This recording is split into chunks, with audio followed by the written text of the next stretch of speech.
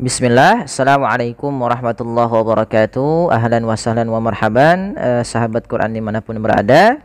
Kembali lagi bersama kami di UFI Channel, belajar tajwid Al-Quran mudah, ringkas, dan cepat.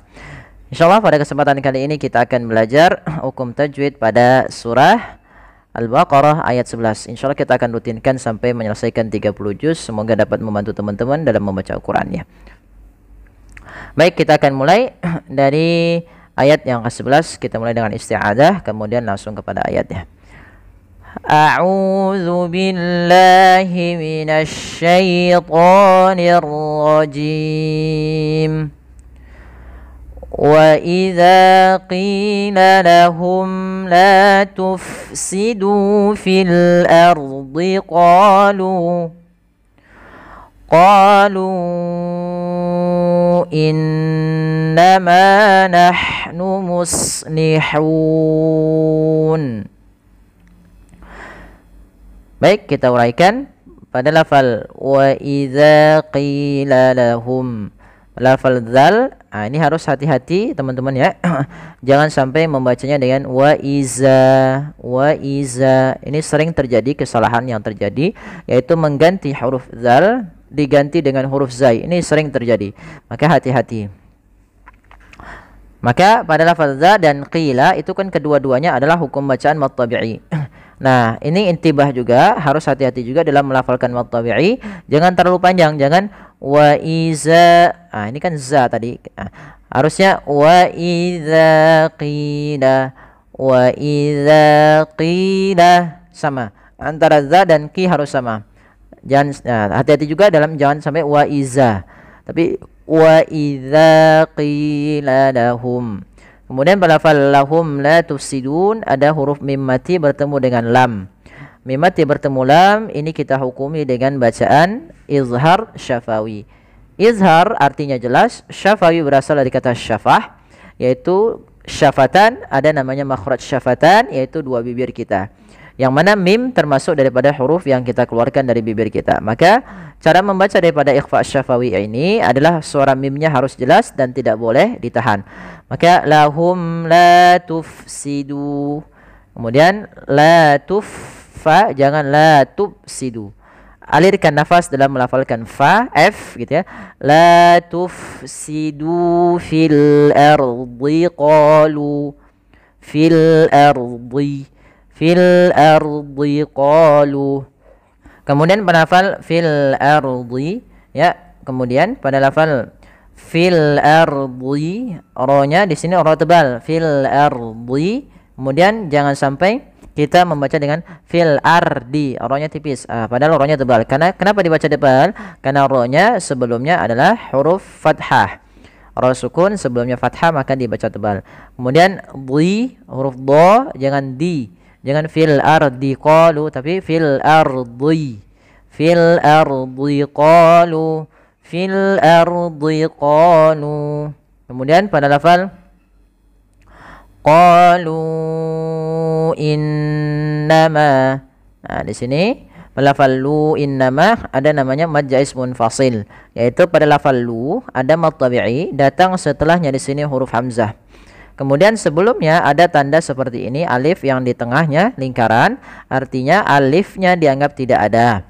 Maka dia lu 2 harokat, ketemu hamzah setelahnya, maka dia menjadi 4 harokat. Nah, inilah yang kita namakan dengan mad jaiz munfasil. Apabila adanya mad tabi'i bertemu dengan hamzah dan hamzah tersebut di lain kata, kita baca dengan bacaan mad jaiz munfasil, untuk kadarnya adalah 4 harokat.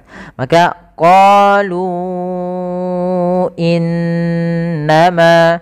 Kemudian pada lafal innama di sini ada bacaan gunnah berupa nun yang berharokat tasydid. Maka teman-teman, apabila kita mendapati bacaan di dalam Quran nun tasydid, ini kita namakan dengan gunnah. Kemudian nahnu muslihun. Qalu innama nahnu muslihun. Ha alirkan, nahnu muslihun. Kemudian pada lafal hun sendiri ini ada bacaan mad arid disukun. Apa maksud daripada mad arid disukun? Mad yang dia terjadi disebabkan karena adanya sukun arid. Sukun itu ada dua. Kan harokat sukun itu kan memang dia mati gitu ya. Nah, sukun itu ada dua macam, sukun asli atau sukun arid. Contoh nahnu, haknya di sini sukun asli. Sedangkan lafal hun itu kan nunnya yang kita matikan menjadi nun sukun. Nah, padahal nunnya awalnya berharokat fathah, muslihuna. Karena kita waqaf, maka nunnya menjadi sukun, muslihun. Nah, pada lafal ini inilah yang kita namakan dengan mad arid sukun. Adanya sukun arid yang di akhir bacaan yang ketemu sebelumnya ada huruf mad. Maka panjang untuk hu sendiri, sebelum matikan nunnya kita boleh memanjangkan 2 harokat, boleh 4 harokat, boleh pula 6 harokat. Contoh musnihun, musnihun 4, musnihun 6 harokat. Boleh teman-teman silakan ulangi sendiri ya, kita bersama boleh ditulang. Ya, baik, bisa diulang sendiri gitu ya, tapi kita coba bersama. Wa idza qila lahum la tufsidu fil ardi qalu innama nahnu muslihun. Ayat ke-12. Ala innahum humul mufsiduna walakin la yash'urun. Lafal ala innahum ini sama hukumnya sebagaimana tadi qalu innama, sama dengan yang di atas. Itu kita baca dengan bacaan mad wajib munfasil, yang mana hamzanya terpisah, kita panjangkan 4 harokat. Ala innahum, hati-hati jangan sampai terlalu panjang sampai 6-7 harokat, misalnya 7 harokat. Ala innahum, ini udah terlalu berlebih, cukup 4 saja. Ala innahum, kemudian pada lafal inna yaitu adalah lafal gunnah, sebagaimana innama ditahan dulu. Kesalahan yang terjadi adalah tidak menahan gunnahnya, hanya innama. Contoh ala innahum humul, itu juga tidak menahan, harusnya tahan dulu. Innahum humul mufsiduna. Kemudian ada mim mati bertemu ha, sama, yaitu idhar syafawi sebagaimana ayat yang sebelumnya sudah kami bahas. Kemudian al-mufsidun. Nah, di sini ada alnya kita namakan dengan alif lam qamariyah, yaitu alif lam yang kita tulis dan kita baca dengan jelas suara lamnya. Humul humul mufsiduna, alirkan dalam fa-nya, mufsiduna walakilla. Kemudian pada lafal walakilla ada idgham bil gunnah, yaitu adanya nun sukun bertemu dengan huruf lam. Apabila ada nun sukun bertemu dengan lam, maka cara membacanya kita idghamkan nunnya kepada huruf lam, sehingga di situ tidak dikasih harokat, artinya nunnya tidak dibaca, langsung ke lam yang berharokat tasydid, walakilla. Nah, tapi dia tidak boleh ditahan sebagaimana idgham bi gunnah. Kalau idgham bi gunnah ditahan.